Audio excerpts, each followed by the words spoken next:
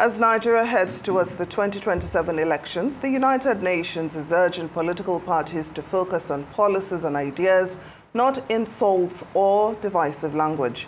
UN Resident and Humanitarian Coordinator in Nigeria, Mohammed Fall, made the call at a roundtable on hate-free politics in Abuja. Fall said parties should sign codes of conduct rejecting hate speech, work with media and digital platforms to limit harmful content, and ensure voters have access to factual information. He warned that unchecked misinformation and inflammatory language can damage public trust, depress turnout, and even spark violence.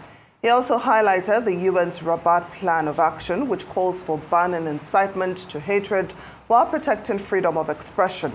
Executive Secretary of the National Human Rights Commission, Tony Ojukwu, said Nigeria has made democratic progress since 1999, but still faces low voter turnout, weak internal party democracy, and growing hate-filled rhetoric.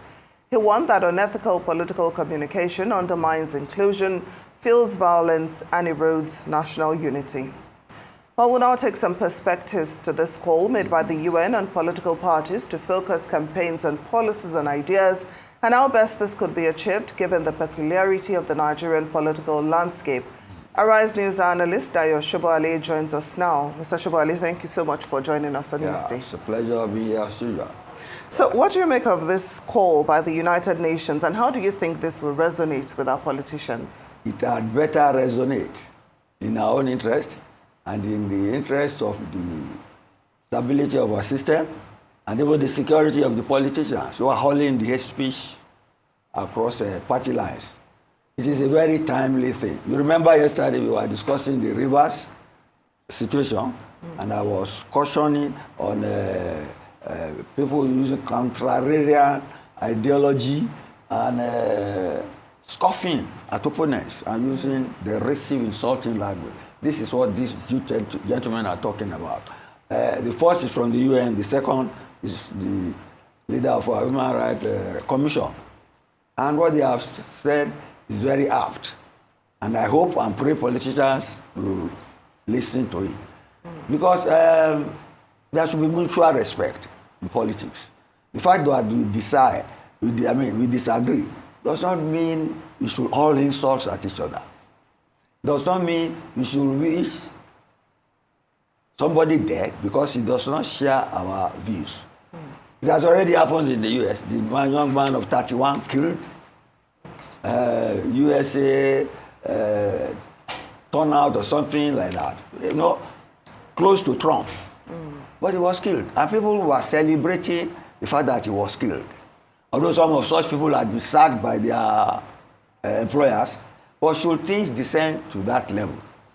We should not ever pray that we should get to that level. I don't want to mention names, but the politicians know themselves. It's as if government is a void or it's a blackboard for you to write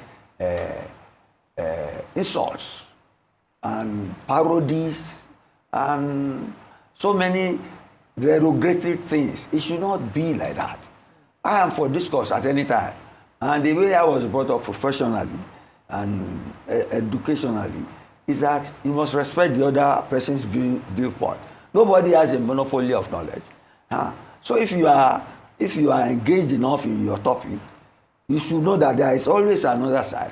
You defend that side against the person propagating it. And if you get to an agreement, yes. If not, part ways. If you have a position at stake, if there are arbiters or referees who are going to decide who will win, once they have decided, accept the decision. That's the nature of democracy.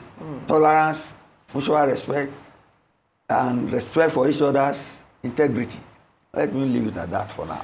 Okay, so what role will voters play in this shift? Some analysts believe that right now what we have are personality-driven campaigns. So how do we then convince voters as well to move to policy, to support policy-driven campaigns? With this sort of thing, incidentally, the chairman of the Human Rights Commission is a Nigerian. If the other guy is from the United Nations, that man is a Nigerian. He's already driving it because they are saying it at a round table. And the media has a role to play, a major role to play. The media should caution or be circumspect about the sort of things they put on here and in black and white. Luckily, people said, the human rights man has mentioned that if you use hate speech, because you have right of free speech, the person you are directing it at, you are violating his own right. Because you are reducing him to a position whereby he is derided, you are casting a problem on that person. So you know that person wants to look at him. So we must sanitize the system. They mentioned there the solution to this, that people must be punished for hate crime. We must make laws to do it. Already in Europe, where internet started and all that, they are hauling huge fines at Google and all these big about 200 million euros or so, hauling it at them to fine them when they see evidence of hate speech that has led to suicide, that has led to people, feeling less than human. It is not on. They are urging us to do the same.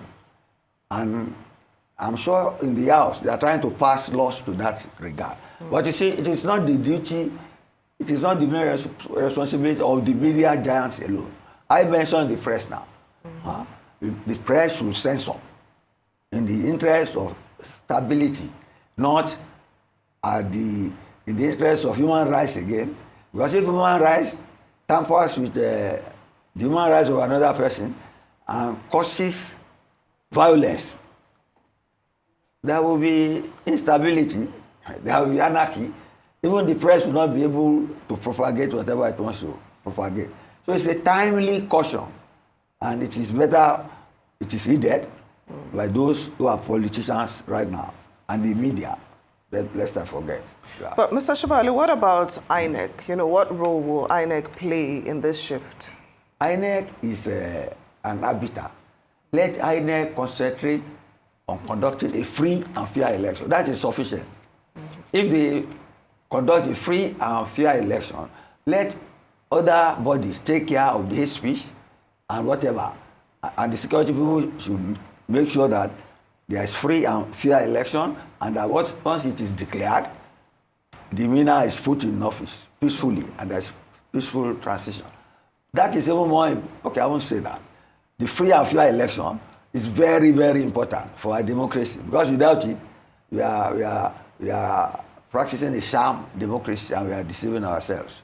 Once we get free and fair election from a free and correct census, I'm sure we are on the way to Ethiopia, Nigeria. Yes. So what about the political parties? What strategies can they employ to develop and communicate their policies effectively without insults, without hate speech? And how can they ensure that these policies are inclusive and equitable? Right. As a tall order, let them be gentlemen. Let them guard their tongue. Let them have mutual respect for the opponents. Let them put their house in order. Most of them have religious inclinations. No religion preaches insults and parody against your opponents, or ridiculing and humiliating opponents, or inciting people against your opponent. Let them restrain themselves and behave like gentlemen with mutual respect. I'm sure with that platform, we will move to higher plane in terms of decent campaigning and mutual respect for each other. Yes. So finally, before I let you go, Mr. Sobowale, what mechanisms do you think we can put in place to ensure put in place to ensure that elected officials are held accountable to implementing their campaign promises? That is a tall order. It's a tall order. It depends on our political environment, and it depends on how these leaders get into office in the first place. If they got to office through a true mandate of the people can hold them accountable and either vote for re-election or reject them at the next poll. But if they did not get there through the mandate of the people, if they got there by buying votes, by extra-democratic or anti-democratic means and ways, if they, like some people claim, they invest in power, they sponsor people, they give money to people, You can't hold them accountable to the people. So you see that mechanisms are immense and even not on the ground. So you're asking for me to back at the moon. Let's leave it at that for now. All right, news analyst, Mr. Dayo Sobowale, thank you so much for joining us on Newsday.